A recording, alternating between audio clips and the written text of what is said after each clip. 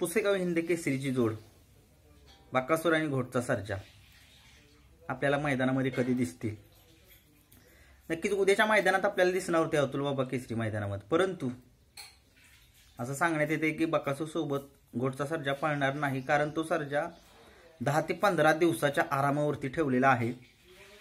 कारण त्याच्या पायाला दुखापत झाली होती, त्यातून तो म्हणजे तो आता सावरतोय, त्याच्यामुळे एक 10 ते 15 दिवस तो आराम करणार.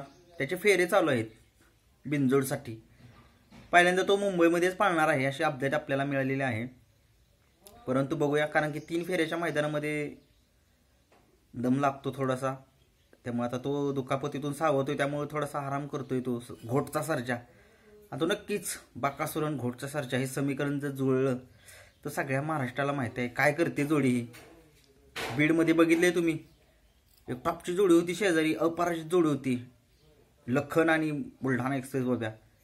या जोडीला पराभूत करणं कुणाचं बी काम नव्हतं, परंतु त्या जोडीला फक्त एकच जोडी हरवू शकत होती, ती म्हणजे बकासूर आणि घोटचा सर्जा. नक्कीच तुम्ही बघितलं घोटचा सर्जाला एवढं स्पीड आणि एवढ्या स्पीडनं पळतोय तो बैल.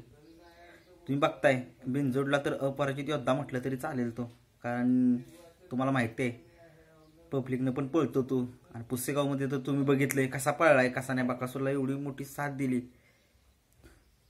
घोटचा सर्जा नक्कीच कमबॅक करेल 10 ते 15 दिवसामध्ये. त्याचं कमबॅक चांगला असणार आणि तो बकासूर सोबतच पाळणार आहे ज्यावेळेस 3 फेऱ्याच्या मैदानामध्ये तो दाखल होईल त्यावेळेस. परंतु उद्याच्या मैदानामध्ये तो पाळणार नाहीये घोटचा सर्जा. हे महत्त्वपूर्ण अपडेट आहे. नक्कीच आपल्याला 10 ते 15 दिवसाच्या गॅपमधून दिसेल आपल्याला घोटचा सर्जा आणि बकासूर ही जोडी. व्हिडिओ जर आवडला तर नक्कीच लाईक, शेअर आणि सबस्क्राईब करा. धन्यवाद मित्रांनो.